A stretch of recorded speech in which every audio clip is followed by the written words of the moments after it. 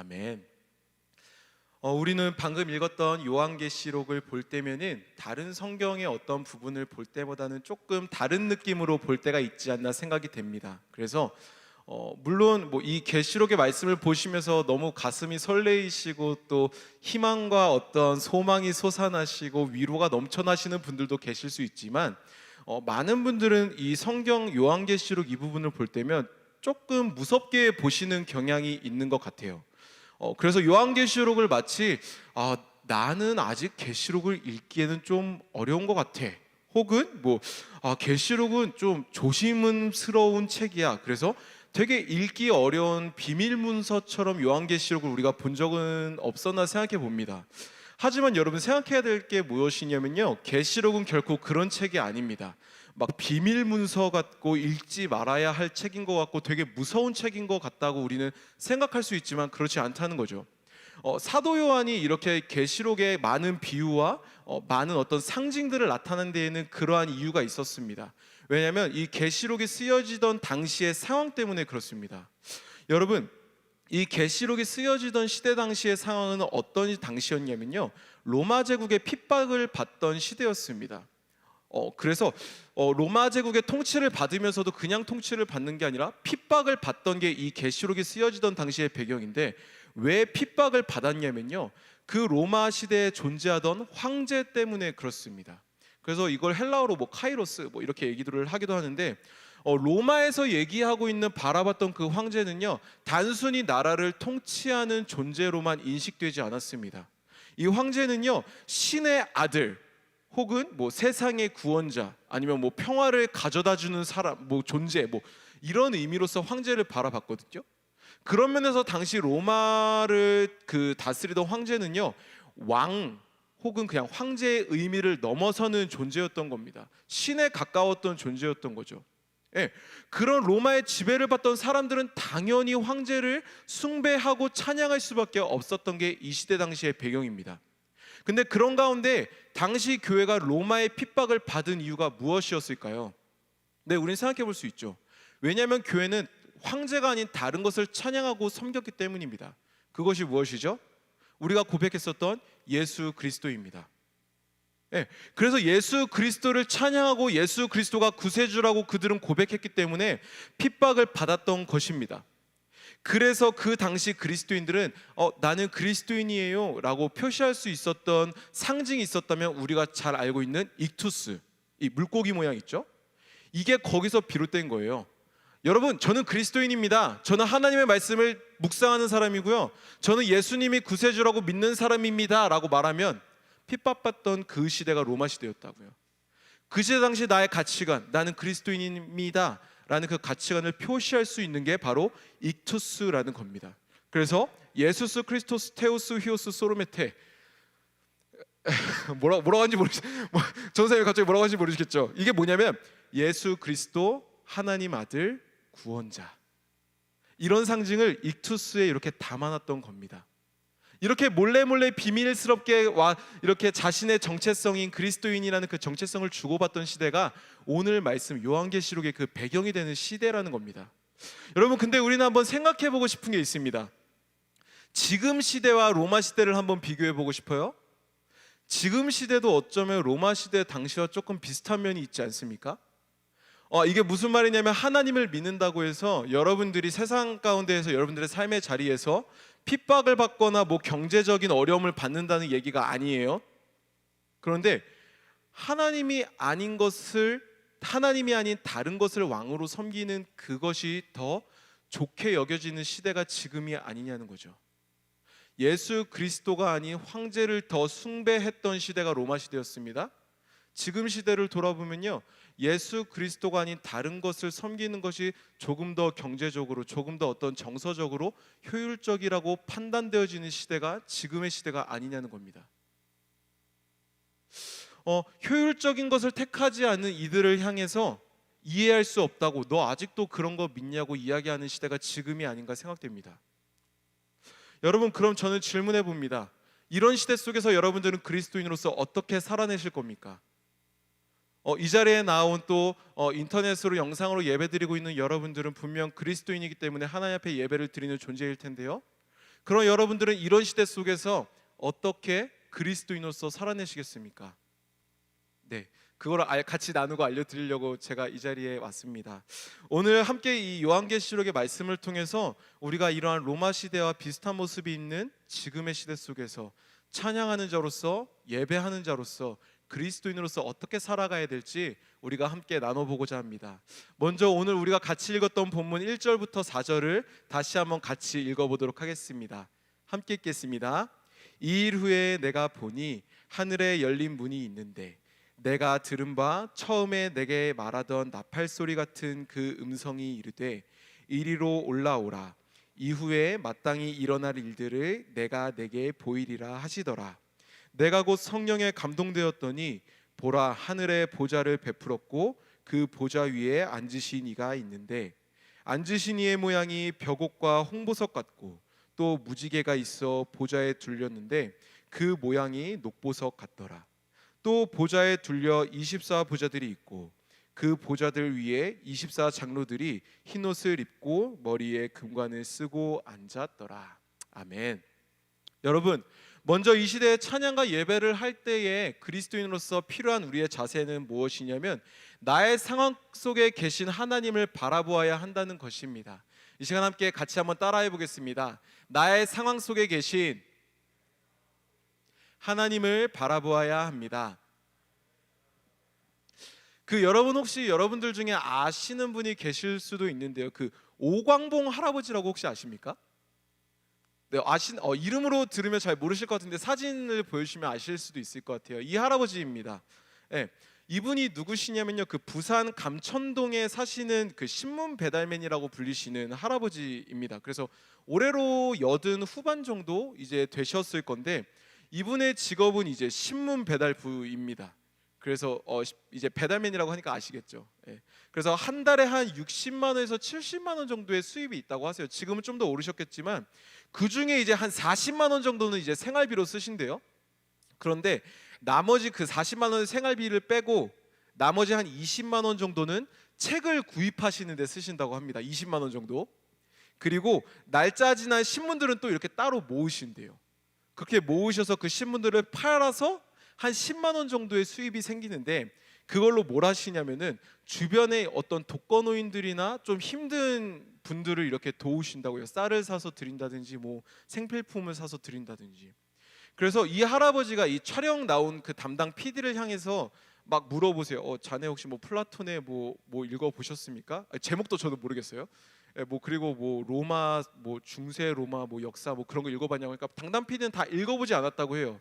그러자 그 PD를 향해서 할아버지가 말씀하시기를 PD님은 정신이 가난하시네요 라는 말씀을 농담인지 진담인지 모르겠지만 이렇게 딱 웃으시면서 날리시더라고요. 그러면서 오광봉 할아버지께서는요 말씀하시기를 자신의 인생은 굉장히 행복하고 아름다운 인생이라고 웃으면서 이렇게 말씀을 하십니다. 여러분 어떻게 생각하세요? 진짜 이 오광봉 할아버지가 정말 아름답고 행복한 인생이라고 생각되어지십니까?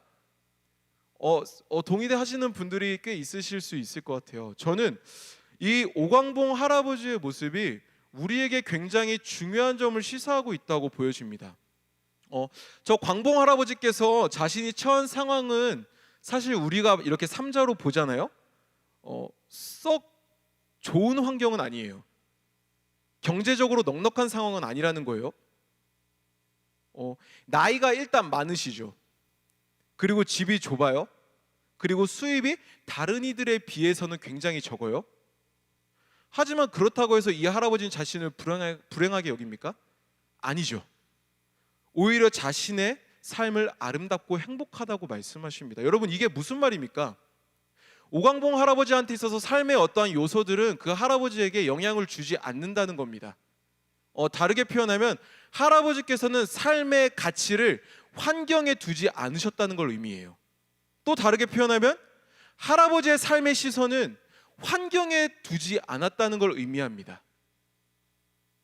여러분 삶의 시선이 상황에만 머물렀지 않았기 때문에 오광봉 할아버지께서는 자신의 삶을 행복하고 아름답다고 표현할 수 있었던 겁니다. 이런 오광봉 할아버지의 모습이 단순히 일반인들 뿐만이 아니라 더욱더 중요한 건 우리 그리스도인들에게 더욱더 필요하다는 것을 우리는 기억해야 됩니다. 여러분, 우리는 하나님을 믿는 그리스도인입니다. 그래서 하나님을 찬양하고 예배하며 기뻐하는 존재가 우리들입니다. 그런 가운데 우리의 시선은 어디를 향해 있냐는 것을 우리는 생각해 봐야 됩니다. 혹시 여러분들의 시선이 상황에만 머물러 있지 않습니까? 그런 가운데 우리의 시선은 어디를 향해 있는지 다시 한번 점검해 봐야 됩니다. 나의 문제, 나의 상황, 나의 과거의 상처, 현재에 다가오고 있는 문제, 그것들 안에 나의 시선이 고립되어 있는 것은 아니냐는 겁니다. 여러분, 우리에게 필요한 게 뭡니까 그러면? 여전히 내 삶 가운데 문제가 남아있고, 여전히 내 삶 가운데는 아픔이 남아있고, 이전에 있었던 상처가 지금의 상처처럼 내 마음 가운데 여전히 남아있는데, 그러면 내게 지금 당장 필요한 것이 뭡니까? 지금 당장 우리가 그리스도인으로서 해야 될 게 뭡니까? 지금의 상황 속에 함께 하시는, 또 그 상황을 다스리시는 하나님을 바라보는 게 지금 우리에게 필요하다는 겁니다. 나의 감정 때문에, 또 나의 상황 때문에 나의 시선을 이 땅 가운데 머물러선 안 된다는 겁니다. 나의 시선을 들어서 그 상황을 다스리고 계시는, 그 상황 속에 함께 하시는, 과거에 상처 받았을 때부터 지금까지 함께 하고 계시는 그 하나님을 향해서 우리는 시선을 들어야 한다는 것입니다.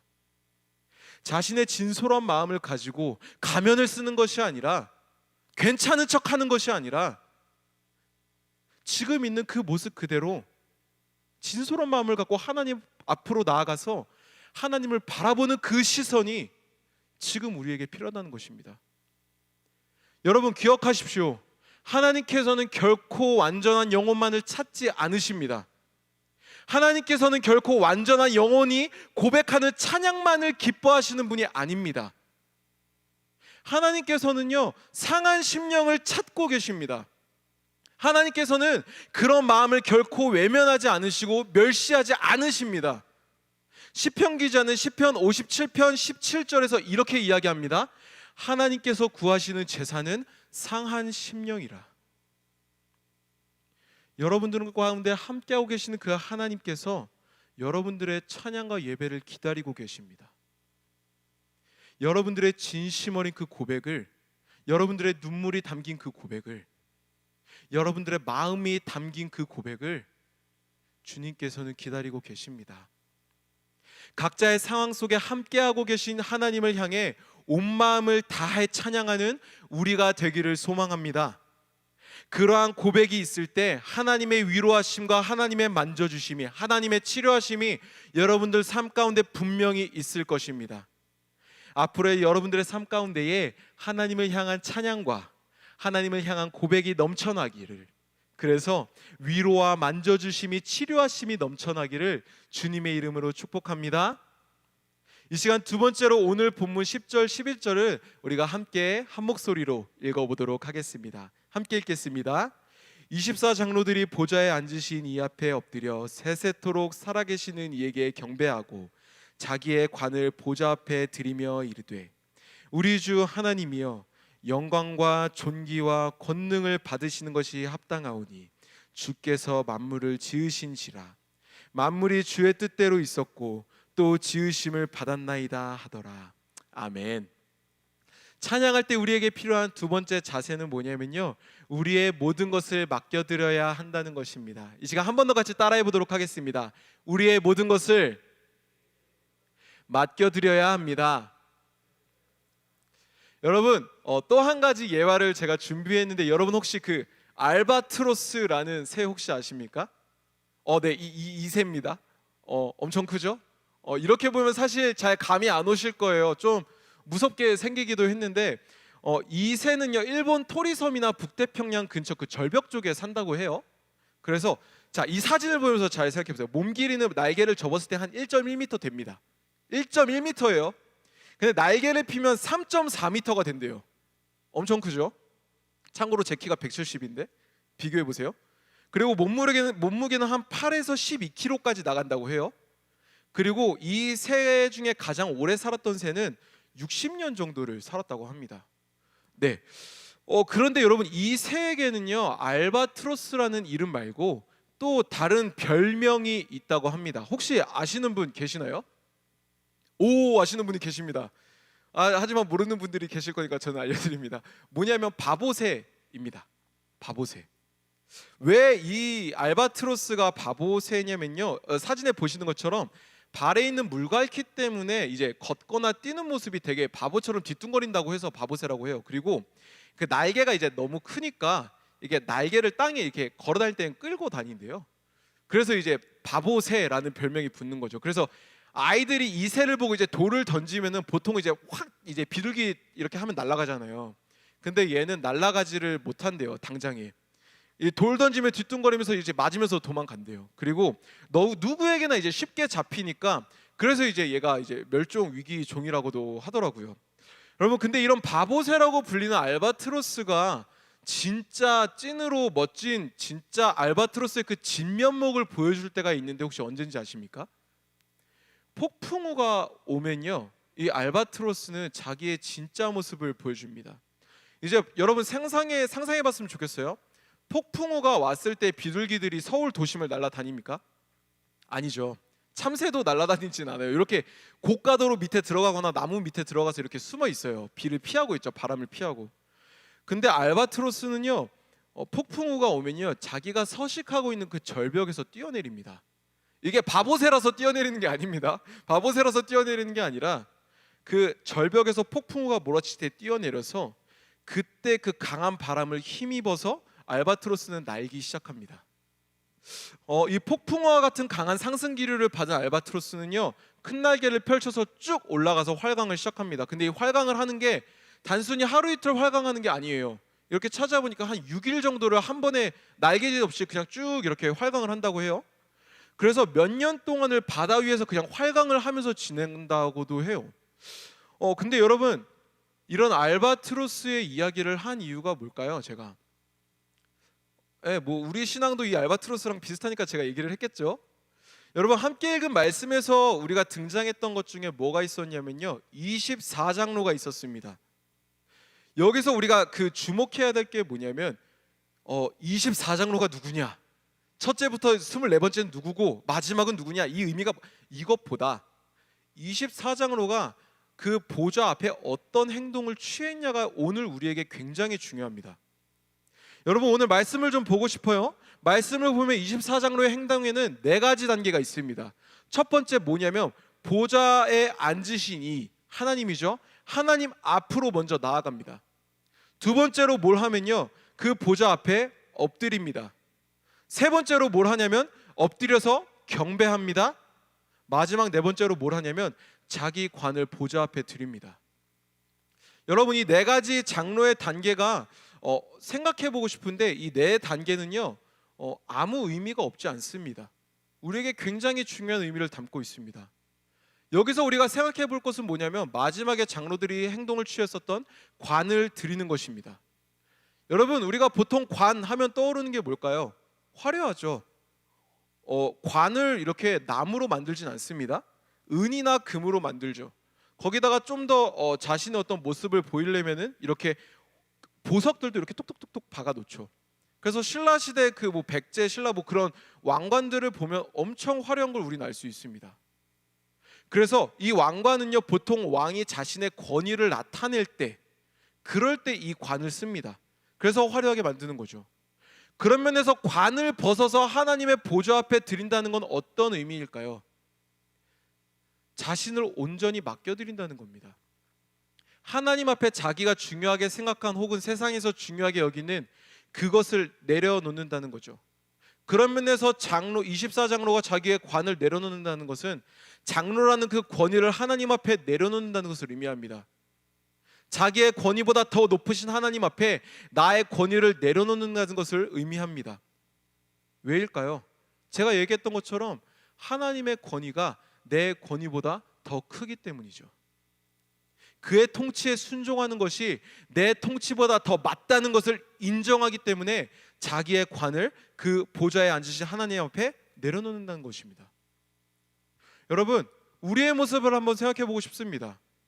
여러분, 우리는 어떻습니까? 세상에서 귀하게 여기는 그 관을 우리는 여전히 붙잡고 놓지 않으려는 모습이 있는 건 아닙니까? 아니면은 관 비슷한 약간 그 비스무리하게 생긴 모자 같은 것을 쓰고 있어서 자기 스스로를 혹시 위안하고 있는 모습이 있진 않으십니까? 그리고 그 모자를 지키려고 막 아둥바둥 하려고 하지 않습니까?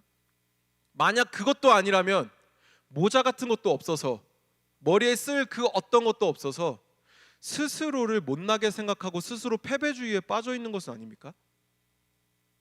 여러분 기억해야 될 게 있습니다. 하나님을 믿음으로 우리 관을 내려놓을 때, 하나님을 믿음으로 우리의 관을 내려놓을 때 하나님은 우리에게 더 귀한 관을 쓰여주시는 분입니다. 이사야서에서는요, 이런 우리를 향해 하나님께서는 아름다운 너무나 귀한 너무나 소중한 약속을 해주십니다. 이 시간 함께 이사야서 61장 3절의 말씀을 우리가 같이 읽어보도록 하겠습니다. 함께 읽겠습니다. 무릇 시온에서 슬퍼하는 자에게 화관을 주어 그 죄를 대신하며 기쁨의 기름으로 그 슬픔을 대신하며 찬송의 옷으로 그 근심을 대신하시고 그들이 의의 나무 곧 여호와께서 심으신 그 영광을 나타낼 자라 일컬음을 받게 하려 하심이라. 아멘. 하나님을 믿음으로 모든 것을 맡길 때 하나님께서는 우리 머리에 세상의 관이 아니라 하나님의 화관을 씌워주신다는 겁니다. 우리의 슬픔을 기름의 기품으로 덮어주시고 우리의 근심의 옷을 벗겨주시고 찬송의 옷으로 대신 입혀주신다는 겁니다.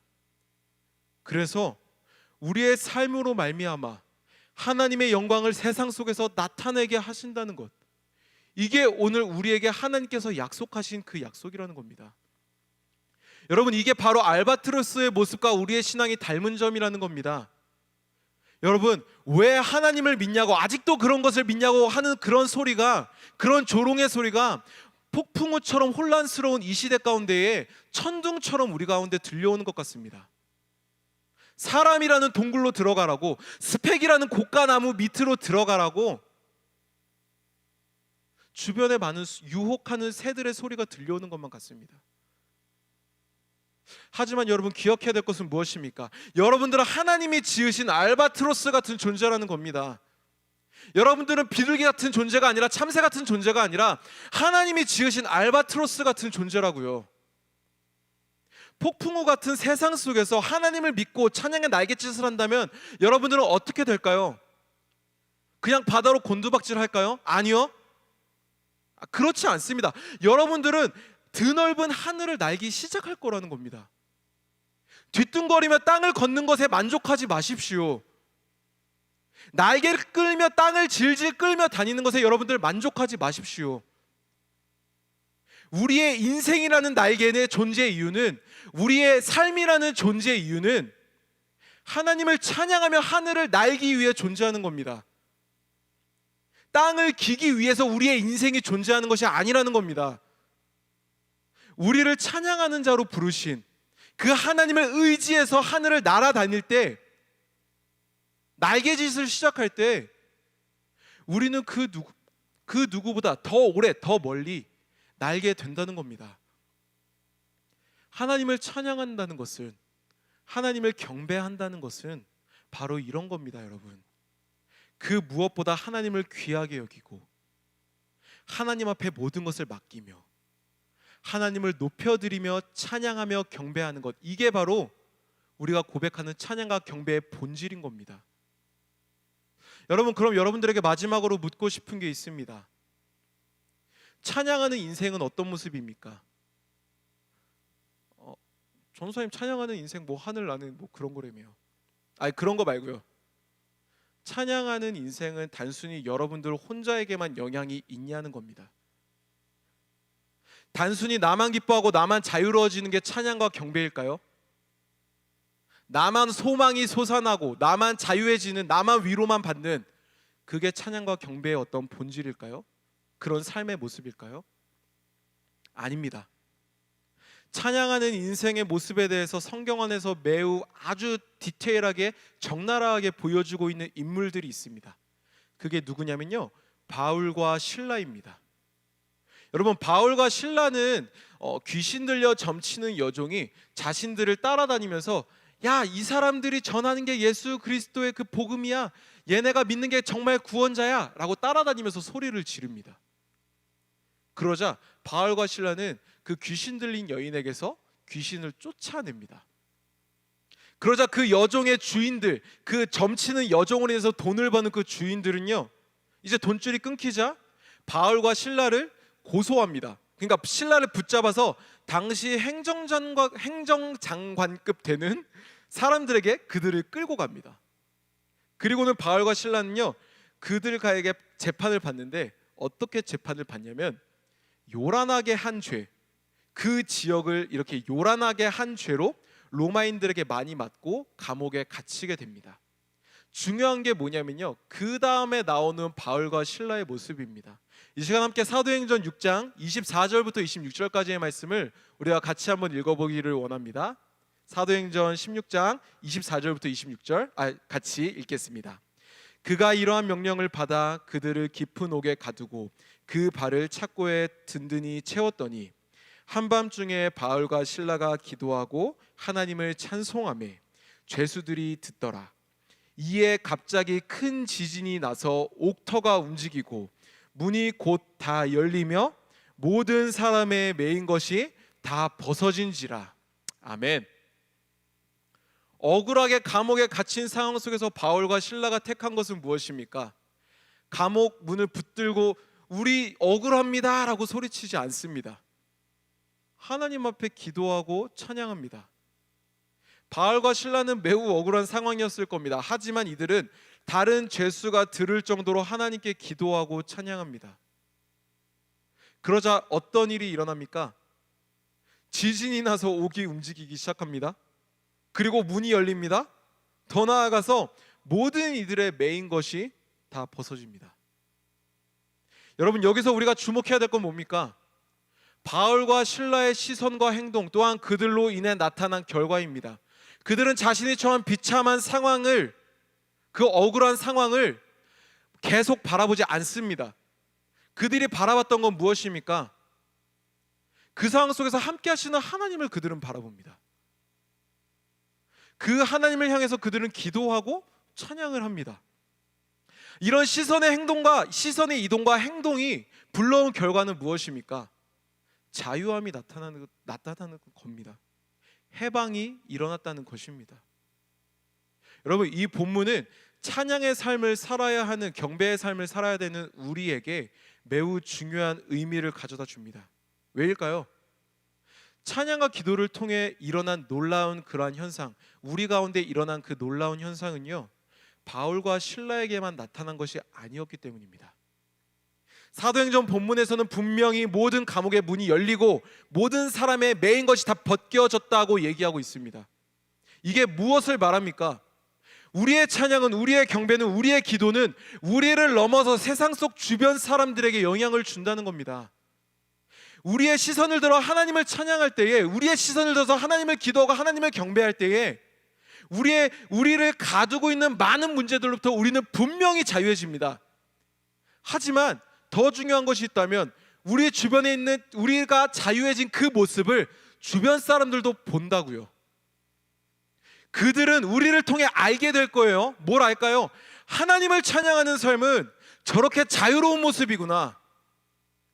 세상의 문제와 어려움이 하나님을 찬양하는 저 사람들한테는 문제가 되지 않고 힘듦이 되지 않는구나. 감옥이 되지 않고 족쇄가 되지 않는구나. 그것을 우리 삶의 모습을 통해서 드러난다고요. 그렇게 우리는 삶 속에서, 그렇기 때문에 우리는 우리의 각자의 삶 가운데에서 찬양의 제사를, 예배의 삶을, 기도의 그 횃불을 멈추지 말아야 한다는 겁니다. 나를 위해서뿐만이 아니라, 나의 자유함과 나의 기쁨과 나의 어떠한 회복을 위해서뿐만이 아니라 세상 속 많은 사람들을 위해서도 그래야 한다는 겁니다. 여러분, 이거 뭐 비슷한 모습 있지 않습니까? 선교. 이게 선교입니다, 여러분. 단순히 선교사가 선교하는 거 아닙니까? 아니에요. 여러분들 하나님께서 각자의 삶 가운데 선교사로 부르셨고, 말씀을 전하는 자로 여러분들을 부르셨고, 찬양하는 자로 여러분들을 부르셨다고요. 삶의 문제로 매여 있는 자들을 풀어주는 자로서 여러분들을 그 자리 가운데 보내셨다고요. 그렇다면 우리는 뭘 해야 됩니까? 그 삶의 자리에서 예배해야죠. 찬양해야죠. 기도해야죠. 이게 바로 삶의 예배자인 것이고 세상 속 선교사라는 것입니다. 여러분, 이제 말씀을 마무리하려고 합니다. 여러분, 어떤 상황 속에서도, 어떤 환경 속에서도 하나님을 향함으로 모든 것을 맡겨드리는 그러한 찬양의 삶을 살아내십시오. 우리가 존재하는 이유는요, 단순히 나의 행복만을 이루기 위해 사는 것이 아닙니다. 굉장히 한 4년 전인가요? 굉장히 유명해진 어떤 이렇게 붐이 일었던 게 있었죠. 욜로. 그냥 오늘 하루 행복하게 살자, 지금을 행복하게 살자. 행복한 거 좋아요. 근데 그게 인생의 전부가 아니라고요. 또한 여러분, 우리 인생의 궁극적인 목적은요, 특히 우리 그리스도인들이 굉장히 조심해야 될 부분인데 뭐냐면, 구원을 받는 게 우리의 목적이 아닙니다. 구원은 하나님이 허락해 주신 거지 우리의 삶의 목적이 구원이 되지 않는다고요. 여러분, 그러면 우리의 존재의 유의자, 우리의 삶의 목적이 뭡니까? 하나님을 찬양하는 겁니다. 단순히 이건 제 생각으로 얘기하는 게 아니라요, 고린도전서 10장 13절은 우리에게 오늘 이렇게 말씀하고 있습니다. 그런즉 너희가 먹든지 마시든지 무엇을 하든지 다 하나님의 영광을 위하여 하라. 다 하나님의 영광을 위하여 하라. 여러분, 한 주간 더 나아가서 여러분들의 그 인생의 삶 속에서 하나님을 찬양하는 자가 되기를 주의 이름으로 축복합니다. 상황으로부터 눈을 들어 하나님을 바라보고 찬양의 날개짓을 하는 여러분들이 되십시오. 찬양을 하는 그때, 찬양이 시작되는 바로 그 순간, 하나님을 바라보는 바로 그 순간, 폭풍우 속 가운데에서 우리를 들어 올려 하늘을 날게 하시는 하나님을 여러분들은 분명히 경험하실 겁니다. 또한 여러분들의 찬양의 모습을 통해서, 경배의 모습을 통해서, 기도의 모습을 통해서 많은 이들이 하나님을 바라보고 무엇이 참된 진리인가, 뭐가 진짜 나에게 행복을 주고 뭐가 진짜 나에게 자유함을 주는가, 그것을 알게 하실 겁니다. 그렇게 우리의 삶을 통해 하나님의 나라가, 하나님의 찬양이 확장될 것입니다. 할렐루야. 여러분을 통해서 이 땅 가운데에 하나님의 나라가 확장되는 역사가, 하나님의 찬양이 확장되어지는 역사가, 하나님의 복음이 널리 전파되어지는 역사가 여러분들의 삶을 통해서 일어나기를 주님의 이름으로 축복합니다. 여러분, 이 시간 우리가 함께 같이 좀 기도하고 싶습니다. 오늘 함께 본 그 말씀을 기억하시면서 우리가 함께 기도하길 원합니다. 여러분들의 마음은 어떻습니까? 지금 여러분들의 시선은 어디를 향해 있습니까? 참 삶이 치열하죠. 직장 속에서, 가정 속에서, 많은 사람들의 관계 속에서 참 하나님을 바라보기 힘든 시대가, 아니요, 하나님을 찬양하기 힘든 시대가 지금의 시대인 것 같습니다.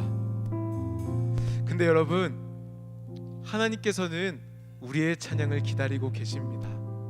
상한 마음으로 드리는 그 고백을, 상한 마음으로 드리는 그 예배를, 그래서 어떻게든 꾸역꾸역 하나님 앞에 나아가서 눈물 흘리면서 하나님 영광 받으십시오, 하나님 찬양 받으십시오라는 그 고백을 하나님은 기다리고 계십니다. 여러분, 이 시간 우리가 먼저 자신의 마음을 위해서 좀 같이 기도하며 나아가고 싶습니다. 이 시간 우리가 우리의 마음 가운데에, 우리의 마음이 하나님을 더 찬양하는 마음이 되게 해달라고 기도하길 원합니다. 하나님, 세상의 가치를 내가 내려놓게 해주십시오. 아직도 내가 하나님 앞에 내려놓지 못하는 것들이 너무나 많습니다. 하나님, 내 욕심이, 내 기준이, 내 어떠한 삶의 목표가 아직도 하나님 앞에 내려놓지 못하겠습니다. 주님 도와주십시오.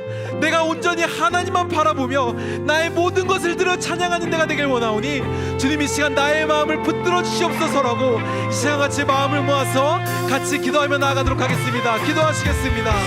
주님 감사합니다. 하나님, 우리의 마음이 연약하여서 여전히 우리의 마음이 믿음이 없어서 하나님을 의지하지 못하는 마음들이 있습니다.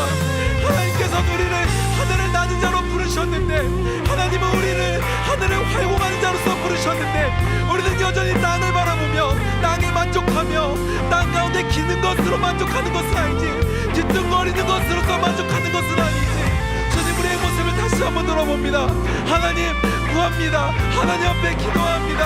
하나님, 여전히 내 마음 가운데 욕심이 남아있지만, 여전히 내 마음 가운데에 어려움이 남아있지만, 여전히 내 마음 가운데에 아픔이 남아있지만, 주님 그 모든 것들을 주께 맡겨드립니다. 그 모든 것들을 주께 올려드립니다. 하나님 오셔서 내 마음을 만져주시옵소서.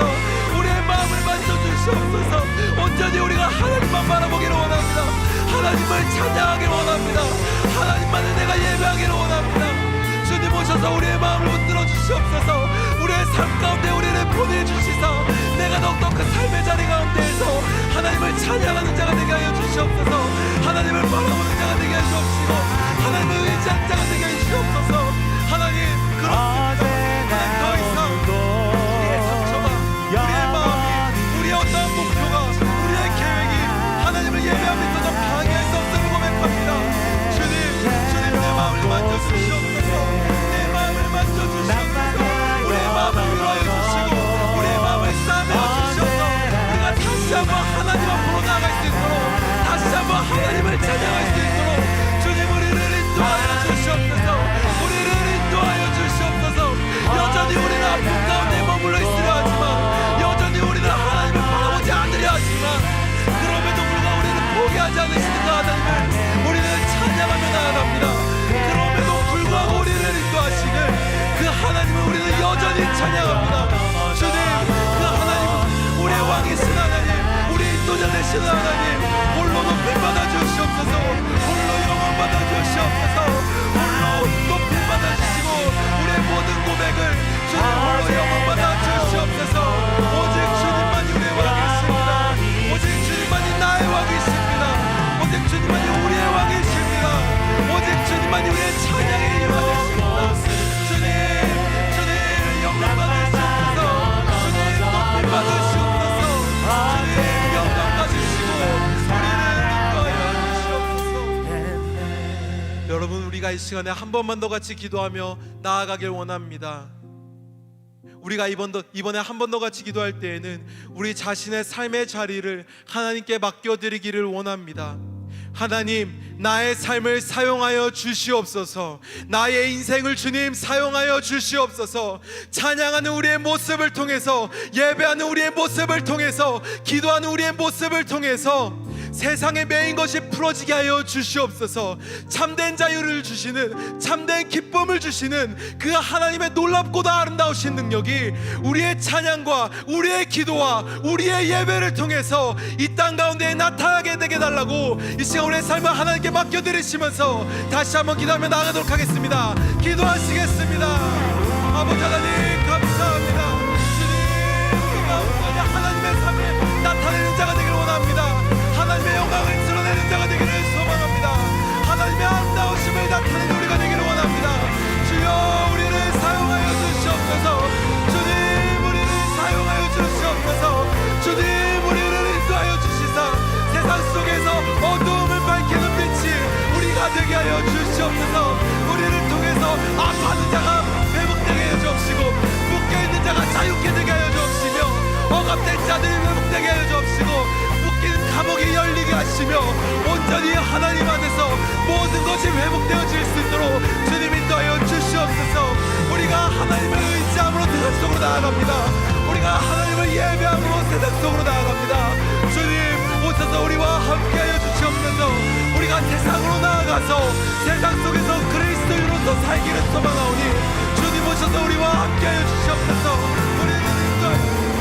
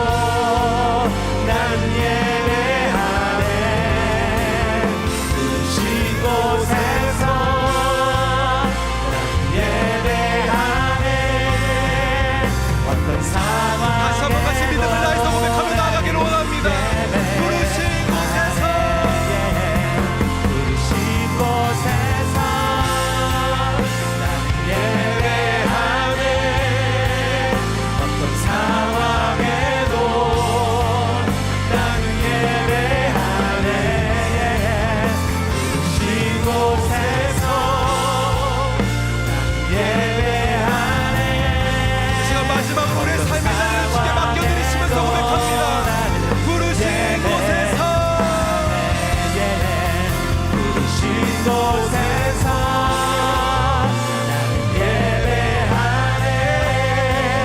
어떤 상황에도 나는 예배하네. 부르신 곳에서 나는 예배하네. 어떤 상황에도 나는 예배하네. 주님, 그렇습니다. 우리는 참으로 죄인 중에 괴수이지만 날마다 넘어지고 쓰러지고 포기하려 하는 연약한 존재이지만 하나님께서 우리를 귀히 부르셨기에, 하나님께서 우리를 자녀 삼아 주셨기에 오늘도 내일도 예배자로서 나아갈 수 있음을 고백합니다. 주님, 우리가 예배자입니다. 우리가 하나님을 찬양하고 하나님을 경배하는 예배자입니다. 하나님, 이제 우리가 하나님을 향하여 시선을 들겠습니다. 세상의 문제와 나의 어떠한 상처에 눈을 고여 있는 것이 아니라 그 모든 것을 다스리시는, 그 모든 것의 통치자가 되시는 하나님을 향하여 우리의 시선을 들겠습니다. 주님, 우리의 모든 것을 받아 주시옵소서. 우리가 하나님을 믿음으로 나아가겠사오니 주님, 우리의 삶을 받아주시고 우리의 삶을 인도하여 주시옵소서. 주님, 또한 이 시간 가운데에 하나님 앞에 귀한 예물 드린 이들이 있습니다. 주님, 우리가 헌금하는 이것이 단순한 우리의 어떤 신앙의 습관인 것이 아니라 앞으로의 삶 가운데에 돈이 우리의 주인이 아니라 온전히 우리의 예배의 주체가 되시는 하나님만이 우리의 왕이심을 선포합니다. 주님, 오셔서 영광받아 주시옵소서. 우리를 인도하시고 다스려 주시어서 우리가 하나님의 통치하심을 받게 하시고 우리가 드린 예물로 말미암아 하나님의 나라가 더욱더 확장되어지게 하여 주시옵소서. 앞으로 한 주간의 우리의 삶을 주께 맡겨드립니다. 주님, 그 삶 가운데에서 예배하는 자로서의 그 삶을 포기하지 않게 하시고 어느 자리에 있든지 누구와 있든지 하나님을 찬양하는 자로서의 그 삶을, 하나님을 경배하는 자로서의 그 삶을 온전히 감당해낼 수 있도록 주님 인도하여 주시옵소서. 이 시간 함께 우리가 마지막으로 주님이 가르쳐 주신 주기도문으로 오늘 예배 마치겠습니다. 함께 고백하겠습니다. 하늘에 계신 우리 아버지, 아버지의 이름을 거룩하게 하시며 아버지의 나라가 오게 하시며 아버지의 뜻이 하늘에서와 같이 땅에서도 이루어지게 하소서. 오늘 우리에게 일용할 양식을 주시고 우리가 우리에게 잘못한 사람을 용서하여 준 것 같이 우리 죄를 용서하여 주시고 우리를 시험에 빠지지 않게 하시고 악에서 구하소서. 나라와 권능과 영광이 영원히 아버지의 것입니다. 아멘.